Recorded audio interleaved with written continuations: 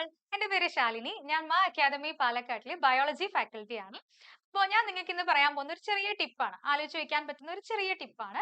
അതായത് game D. Game D എന്ന് പറഞ്ഞാൽ ഞാൻ എന്തോ നിങ്ങൾക്ക് ഗെയിം ആണ് പറഞ്ഞു തരാൻ പോണേന്ന് വിചാരിക്കും. പക്ഷെ ഗെയിം അല്ല.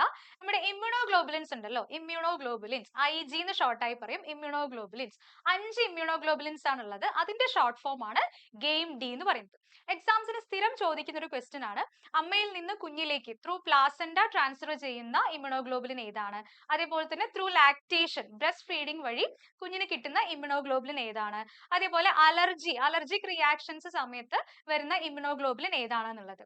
അപ്പോ ഈ ഗെയിം ഡി എന്ന് ആലോചിച്ചാൽ തന്നെ ഇപ്പൊ ആദ്യം വരുന്നത് ഏതാ? ജി ആണ്. അപ്പോ ത്രൂ അമ്മയിൽ നിന്ന് പ്ലാസെന്റ വഴി കുഞ്ഞിലേക്ക് കിട്ടുന്ന ഇമ്മ്യൂണോഗ്ലോബുലിൻ ആണ് ജി എന്ന് പറയുന്നത്. അത് കഴിഞ്ഞിട്ടാണ് എ വരുന്നത്. അപ്പൊ ത്രൂ ലാക്ടേഷൻ ബ്രസ്റ്റ് ഫീഡിംഗ് വഴി കുഞ്ഞിന് കിട്ടുന്ന ഇമ്മ്യൂണോഗ്ലോബുലിൻ ആണ് ഇമ്മ്യൂണോഗ്ലോബുലിൻ എ എന്ന് പറയുന്നത്. ഫസ്റ്റ് ബ്രസ്റ്റ് ഫീഡിംഗ് വഴി കിട്ടുന്ന മിൽക്ക് കൊളസ്ട്രം എന്ന് പറയും, അല്ലെങ്കിൽ യെല്ലോ മിൽക്ക് എന്നാണ് പറയാ. അതിലൂടെയാണ് ഈ ആന്റിബോഡീസ് കുഞ്ഞിന് കിട്ടുന്നത്. അതായത് നമുക്ക് പ്രതിരോധ ശേഷി കൂടുതൽ ഈ അമ്മയിൽ നിന്ന് കുഞ്ഞിലേക്ക് കിട്ടുന്ന ത്രൂ ബ്രസ്റ്റ് ഫീഡിംഗ് വഴി കിട്ടുന്നതാണ് ഈ IgA എന്ന് പറയുന്നത്. പ്രതിരോധ ശേഷി കൂടുതലായിട്ടും IgA യിലാണ് കുഞ്ഞിലേക്ക് കിട്ടുന്നത്.